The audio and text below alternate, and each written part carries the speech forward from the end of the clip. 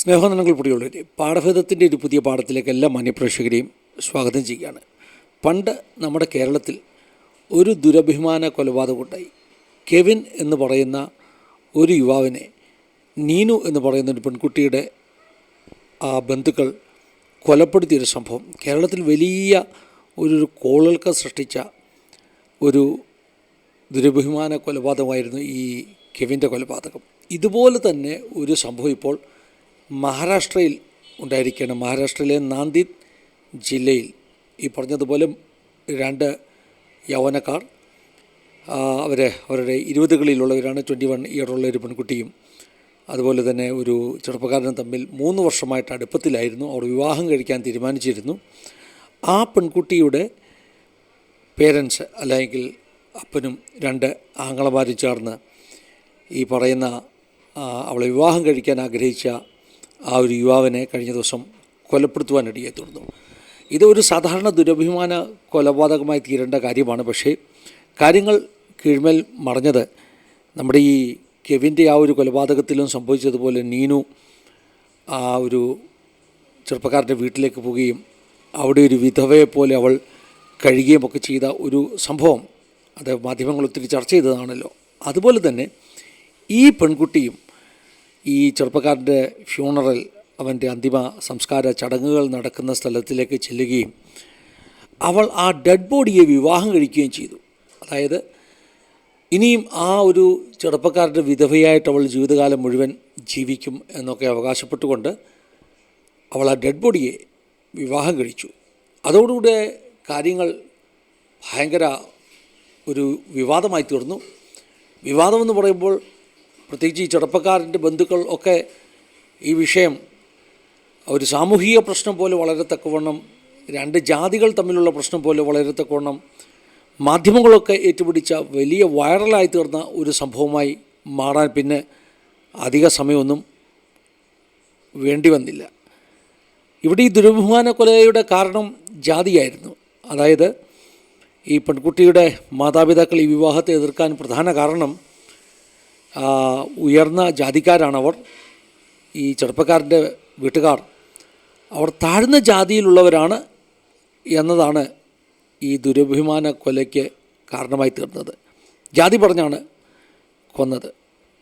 ഈ പെൺകുട്ടി ഈ ചെറുപ്പക്കാരനെ പരിചയപ്പെടുന്നത് അവളുടെ ആങ്ങള, ഇപ്പോൾ ഇവനെ വെടിവെച്ച് കൊന്ന അതേ ആങ്ങള, ആ ആങ്ങളയുടെ ത്രൂ ആണ് പരിചയപ്പെടുന്നത്. അവർ നല്ല സുഹൃത്തുക്കളായിരുന്നു. പെൺകുട്ടിയുടെ ആങ്ങളയും ഈ പറഞ്ഞ കൊല ചെയ്യപ്പെട്ട യുവാവും തമ്മിൽ നല്ല സുഹൃത്തുക്കളായിരുന്നു. മാത്രമല്ല അവരൊന്നിച്ച് പല ക്രിമിനൽ ആക്ടിവിറ്റീസും ചെയ്യുന്നവരാണെന്നാണ് ഇപ്പം പോലീസൊക്കെ പറയുന്നത്. എന്താണെങ്കിലും അങ്ങനെ പരിചയപ്പെട്ടു. എന്നാൽ അത് ഒരു പ്രണയത്തിലേക്കും പിന്നെ വിവാഹത്തിലേക്കും ഒക്കെ എത്തുന്നെന്ന് കണ്ടപ്പോൾ വീട്ടുകാർ അസ്വസ്ഥരായി തീർന്നു. പ്രധാന പ്രശ്നം ജാതി തന്നെയാണ്. അങ്ങനെ ഈ ചെറുപ്പക്കാരനെ, സക്ഷം എന്നാണ് അവൻ്റെ പേര്, ആ ചെറുപ്പക്കാരനെ ഈ പെൺകുട്ടിയുടെ ആങ്ങള വെടിവെച്ചു. വെടിയേറ്റ് വീണ് അവൻ്റെ തലയിൽ കല്ലുകൊണ്ടടിച്ച് അവനെ കൊല്ലുകയാണ് ചെയ്തത്. വളരെ ക്രൂരമാകുന്നൊരു കൊലപാതകമാണ് അവിടെ സംഭവിച്ചത്. അതിലൊക്കെ അപ്പുറമായിട്ട് ആ ഒരു അന്തിമ സംസ്കാരത്തിൻ്റെ ചടങ്ങുകൾ നടക്കുമ്പോൾ പെൺകുട്ടി വന്ന് ഈ ചെറുപ്പക്കാരുടെ ശവശരീരത്തിൽ മഞ്ഞപ്പൊടി ഇടുകയും അതുപോലെ തന്നെ അവളുടെ നെറ്റിയിൽ അവൾ സിന്ദൂരം ഇടുകയും ഒക്കെ ചെയ്തു. നമുക്കറിയാമല്ലോ, സിന്ദൂരം സാധാരണയായിട്ട് വിവാഹിതരാകുന്ന സ്ത്രീകൾ ഉപയോഗിക്കുന്നതാണ് ഇന്ത്യൻ സംസ്കാരം അനുസരിച്ച്. അങ്ങനെ അവൾ ചെയ്തപ്പോൾ അവൾ ആ ഡെഡ് ബോഡിയെ വിവാഹം കഴിച്ചു എന്ന് വരുന്നു. അതായത് ഇനി അവൾ ഒരു വിധവയെപ്പോലെ കഴിയുമെന്നുള്ള തീരുമാനം പത്രക്കാരോട് പറയുന്നു. അപ്പോൾ വ്യത്യസ്തമാകുന്ന ഒരു മാനം ഈ സംഭവങ്ങൾക്ക് അതോടുകൂടി ഉണ്ടാവുകയാണ്. ഇങ്ങനെയുള്ള സംഭവങ്ങൾ കേൾക്കുമ്പോൾ അത് നമ്മുടെ മനസാക്ഷിയെ ഞെട്ടിക്കുന്ന സംഭവങ്ങളാണ്. കേരളത്തിൽ കെവിൻ്റെ മരണത്തോടു കൂടി ഉണ്ടായ ആ ഒരു വലിയ വിവാദങ്ങൾ നമുക്കറിയാം. എനിക്കറിയില്ല മഹാരാഷ്ട്രയിലും നോർത്ത് ഇന്ത്യയിലുമൊക്കെ അത്രയും വിവാദമുണ്ടാകുമെന്ന്. കാരണം മഹാരാഷ്ട്രയുടെയും നോർത്ത് ഇന്ത്യയുടെയും ഒക്കെ ഈ ജാതീയമാകുന്ന കൾച്ചർ, അതായത് ജാതികൾ പറഞ്ഞുള്ള ഇന്നും നിലനിൽക്കുന്ന ആ ഉച്ചനീചത്വങ്ങൾ, അതൊക്കെ വളരെ ശക്തമാണ്. അതുകൊണ്ട് ഈ 2 പേരെയും അനുകൂലിക്കാൻ നോർത്ത് ഇന്ത്യയിലൊക്കെ ആളുകൾ കാണും. ഈ ഓണർ കില്ലിങ്ങിനെ അല്ലെങ്കിൽ ഈ ദുരഭിമാന കൊലപാതകങ്ങളെ അനുകൂലിക്കാൻ ഒത്തിരി പേര് കാണും. കാരണം ജാതിയാണ് അവർക്ക് വലുത്. പാഠഭേദത്തിൽ എന്തിനാണ് ഈ കാര്യങ്ങൾ ചർച്ച ചെയ്യുന്നതെന്ന് ചോദിച്ചാൽ ഞാൻ 2 പ്രാവശ്യം ആലോചിച്ചു. കാരണം ഇത് നമ്മുടെ ന്യൂസ് ചാനലിൽ ഒരു സാധാരണ ന്യൂസായിട്ടങ്ങ് പറഞ്ഞു വിട്ടാൽ മതിയോ, അതോ ഒരു പാഠഭേദം ചെയ്യണോ എന്ന് 2 തവണ ഞാൻ ആലോചിച്ചു.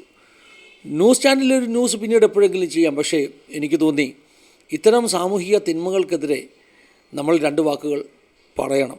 അത് പറയാതിരിക്കുന്നത് നമ്മുടെ സമൂഹത്തോടുള്ള നമ്മുടെ കടപ്പാട് ഇല്ലായ്മയാണ്. ഒരു ധാർമ്മിക രോക്ഷമുള്ള ഒരു വ്യക്തിക്ക് അല്ല, പരിശുദ്ധാത്മാവ് അകത്തുള്ള വ്യക്തിക്ക് അനീതി കാണുമ്പോൾ കണ്ണടയ്ക്കുവാൻ കഴിയില്ല. അതുകൊണ്ട് 2 വാക്കുകൾ കൊണ്ടെങ്കിലും പാഠഭേദത്തിലൂടെ പ്രതികരിക്കണമെന്ന് എനിക്ക് തോന്നി. ഇന്ത്യയിൽ ഇന്ന് നിലനിൽക്കുന്ന ജാതി വ്യവസ്ഥിതി അത് നൂറ്റാണ്ടുകൾ പഴക്കമുള്ളതാണ്.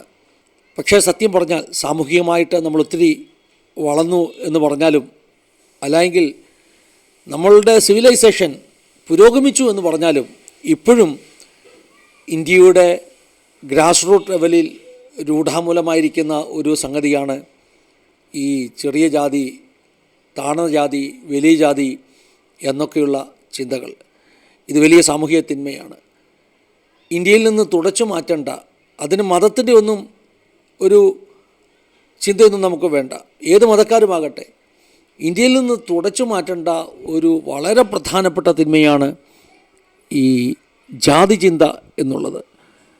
മതങ്ങൾക്ക് വേണ്ടി ഇവിടെ കലഹിക്കാനും മത്സരിക്കാനും തമ്മിൽ കൊല്ലാനും ഒക്കെ ആളുകളുണ്ട്. മതത്തിൻ്റെ പേരിൽ ഭരണം പിടിക്കുവാൻ ശ്രമിക്കുന്ന ആളുകളുമുണ്ട്. പക്ഷേ അവരാരും ചെയ്യാത്ത കാര്യം, ജാതി വ്യവസ്ഥിതി ഈ മതങ്ങളുടെ അകത്തു നിന്ന് തുടച്ചു നിൽക്കുവാൻ അവർക്ക് കഴിയുന്നില്ല. ശരിക്കും സ്വതന്ത്ര ഭാരതം 75ാം വാർഷികമൊക്കെ നമ്മൾ ഇന്ത്യൻ റിപ്പബ്ലിക്കിൻ്റെ ആഘോഷിച്ച് നിൽക്കുന്ന ഒരു സമയത്ത് 75 വർഷം എന്ന് പറഞ്ഞാൽ ഈ ഒരു 75 വർഷത്തിനകം 3 തലമുറകൾ പാഠപുസ്തകങ്ങൾ പഠിച്ചു കഴിഞ്ഞു. 3ഓ 4ഓ തലമുറകൾ എന്ന് വിളിക്കാം. 4 തലമുറകളെ നമ്മൾ പാഠപുസ്തകം പഠിപ്പിച്ചിട്ടും നമ്മുടെ പാഠപുസ്തകങ്ങളിലൂടെ ഈ ജാതി വ്യവസ്ഥിതിയുടെ തിന്മ വിളിച്ചു പറയുവാൻ, അല്ലെങ്കിൽ അതിനെക്കുറിച്ച് ഒരു ബോധനം കൊടുക്കുവാൻ നമുക്ക് കഴിഞ്ഞില്ലല്ലോ. നമ്മുടെ പൗരന്മാരുടെ ഉള്ളിൽ നിന്നും ഇത്തരം തിന്മകളെ എടുത്തു കളവാൻ നമുക്ക് കഴിഞ്ഞില്ലല്ലോ എന്ന് സങ്കടത്തോടു കൂടെ അങ്ങ് പറയുകയാണ്. കഴിഞ്ഞ ദിവസം എനിക്ക് തോന്നുന്നു ഒരു സിനിമാ നടിയൊക്കെയാണെന്ന് തോന്നുന്നു, ഞാൻ പേരോർക്കുന്നില്ല, എവിടെയോ കണ്ട ഒരു വാർത്തയാണ്. പാഠപുസ്തകങ്ങളിൽ ജാതി വ്യവസ്ഥിതിയെക്കുറിച്ച് പഠിപ്പിക്കുന്ന പാഠങ്ങളെക്കുറിച്ചൊരു അഭിപ്രായം പറഞ്ഞു.